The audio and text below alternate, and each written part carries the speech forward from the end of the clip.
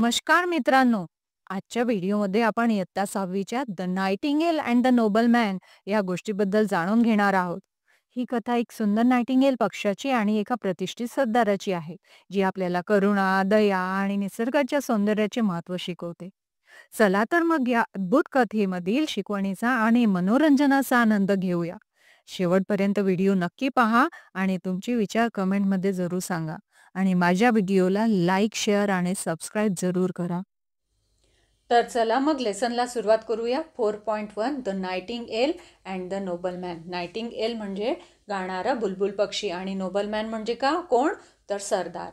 A nobleman in a far way land once caught a nightingale and put him in a cage. आता फार फार वे म्हणजे फार दूरच्या प्रदेशातील एक नोबलमॅन म्हणजे एक सरदार होता आणि त्यांनी काय केलं, नायटिंगेलला पकडलं आणि आपल्या घरी पिंजऱ्यामध्ये, put in a cage, cage म्हणजे पिंजरा, पिंजऱ्यामध्ये ठेवलं. No birds like to be shut up in a cage. आता कोणत्याच पक्षाला आवडतं का की आपण पिंजऱ्यामध्ये बंदिस्त असावं? कोणत्याच पक्षाला आवडत नाही. The nightingale began to plead. म्हणजे तिने तिला रिक्वेस्ट केली, नोबलमॅनला रिक्वेस्ट केली की please set me free. If you let me go I will tell you the secret of happiness. आता ती नायटिंगेल त्याला म्हणाली की प्लीज मला फ्री कर ना. जर तू मला फ्री केलं की नाही तर तुझ्या सुखी जीवनाचं रहस्य काय ते मी तुला सांगणार आहे. Nobleman was rich but not a happy. म्हणजे नोबलमॅन खूप श्रीमंत होता पण तो कधी हॅपीच नव्हता. त्याला कोणत्या ना कोणत्या गोष्टीची काळजी होती, नेहमी चिंता वाटायची, नेहमी उदास राहायचा. तो कधी सुखी राहिलाच नाही. He wanted to know the secret of happiness. आता त्याला जाणून घ्यायचं होतं की सुखी जीवनाचं रहस्य काय, आपण नेहमी कसं काय सुखी राहायचं, नेहमी कसं काय आनंदी राहायचं, याचं कोणतं सिक्रेट आहे हे त्याला जाणून घ्यायचं होतं. So he let the bird go. म्हणून त्यांनी काय केलं, त्या पक्षाला जाऊ दिलं. Listen said the nightingale. आता नायटिंगेल काय म्हणाली, ऐक, this is the secret of happiness. आता मी तुला हॅपीनेसचं सिक्रेट सांगते आहे. Never cry over split milk.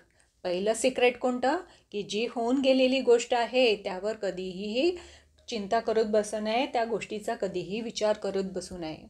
Never trust ideal words. आणि जे पोकळ शब्द असतात, वरवरचे शब्द असतात, त्यावर कधीही विश्वास ठेवू नये.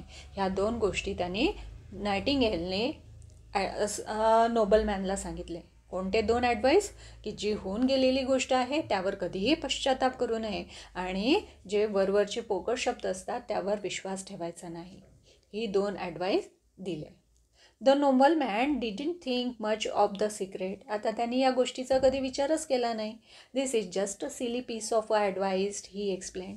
आता त्यांनी म्हटलं की जसं फक्त तिला फ्री व्हायचं होतं आणि म्हणून काहीतरी सांगायचं म्हणून तिने सांगून दिलं. तो स्वतःशीच असा बोलला. A just a piece of advice म्हणजे काहीतरी ॲडवाईस द्यायची बुवा, म्हणून त्यांनी ॲडवाईस दिलेला आहे. Then nightingale flew a little higher and said. आता नायटिंगेल थोडीशी उंचावर गेली, फ्ल्यू म्हणजे थोडीशी हाईटवर उडत गेली आणि तिथून ती म्हणाली, too bad you let me go. अरे तू खूप वाईट केलंस ना, तू मला सोडलं ना, चुकीचं केलं. I have rare diamonds under my wings, now you want get any of them. आता ती म्हणाली, तुझ्याकडून चूक झाली बरं का, तू मला सोडायला नको होतं, कारण की माझ्या विंग्सच्या खाली रेअर डायमंड्स म्हणजे मौल्यवान असे डायमंड्स होते आणि आता ते तुला मिळतील का? आता ते तुला बिलकुल मिळणारच नाहीत. Now nobleman was really very angry. आता तो अँग्री अँड अनहॅपी. आता तो अँग्री आणि अनहॅपी झाला. आता तो चिडला आणि खूप रागसुद्धा यायला लागला त्याला. Oh no, how stupid of me, you wicked birds, you nasty bird, wait till I catch you again, he began to well.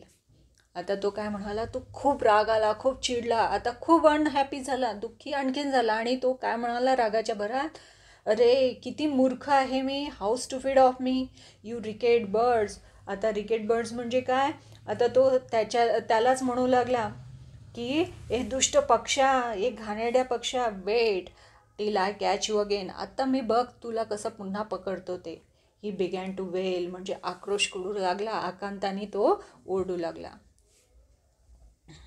Don't be so upset my Lord. आता ती त्याला म्हणाली, नायटिंगेल म्हणाली की माणसा, अरे डोंट बी सो अपसेट, इतकं दुःखी नको होऊस. It was a kind of you to let me go. तू खूप चांगली गोष्ट केली, तू मला सोडलंस, ही खूप चांगली गोष्ट केली, खूप तू दयाळू आहेस. That's why I gave you a good piece of advice. आणि म्हणूनच मी तुला चांगलं ॲडवाईस दिलं. थिंक ओव्हर इट, त्यावर विचार कर थोडासा. मी काय सांगितलं थोडासा विचार तर करून बघ त्याचा, त्या गोष्टीचा. The first thing I said was don't cry over a split milk. मी पहिला ॲडवाईस तुला कोणतं दिलं की जी होऊन गेलेली गोष्ट आहे त्या गोष्टीचा कधीही दुःख करत बसू नये. I am already far away from you. आता तर मी तुझ्यापासून फार दूर गेली आहे. मी आता तर फ्री झाली ना. मी तुझ्याजवळ आहे का? नाही, मी आधी तुझ्यापासून तर लांब गेलेली आहे. You can't catch me again. आता तू मला पकडू शकतोस का? नाही. Then why make yourself unhappy about it. तर आता तू त्या गोष्टीचा पश्चाताप का करतो आहे की मी तुला उगाचच सोडलं? म्हणजे ती झालेली गोष्ट आहे ना, तर त्या गोष्टीचा विचार करत बसू नको. And secondly how can be and secondly how can ordinary bird like me have a diamonds under his wings.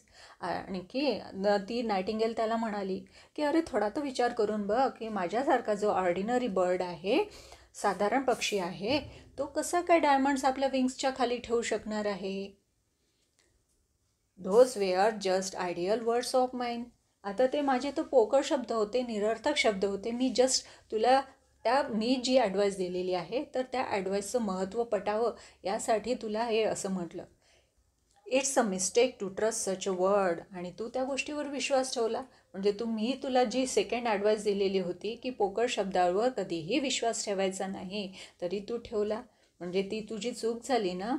Use my bits of advice and be happy for ever. आता ती म्हणाली मी ज्या 2 ॲडवाईस दिल्या त्या गोष्टीचा विचार कर, त्याच्यावर विचार मंथन कर, थोडासा बघ काय होतं ते. आणि त्या गोष्टीमुळे तू नेहमीच फॉर एव्हर म्हणजे नेहमीसाठी सुखी होशील. The noble man watch as the bird flew away. आता नोबल मॅननी बघितलं आणि तो त्या नायटिंगेलला बघतच राहिला आणि त्या गोष्टीचा तो विचार करू लागला. आता ही गोष्ट आपल्या आयुष्याला सुद्धा लागू पडते. आपण पुष्कळदा जी गोष्ट झालेली असते म्हणजे पास्ट गोष्टीचा जो आपण विचार करत असतो, मला असं व्हायला नको होतं, तसं करायला हवं असतं, मी असं केलं असतं तर आणखीन बरं झालं असतं. आपण नुसतं झालेल्या गोष्टीचा पश्चाताप करत असतो. आणि कधी कधी ना आपण आयडियल म्हणजे आयडियल वर्ड्स नसतात ते, कधी कधी निरर्थक वर्ड्स असतात, त्या गोष्टीचा सुद्धा आपण विचार करत बसतो. म्हणून ही 2 ॲडवाईस आपण आपल्या आयुष्यात सुद्धा लागू केली तर आपलं जीवनसुद्धा सुखी होईल. आवडली की नाही तुम्हाला स्टोरी? मला आशा आहे तुम्हाला आवडली, नक्कीच आवडली असेल. थँक्यू.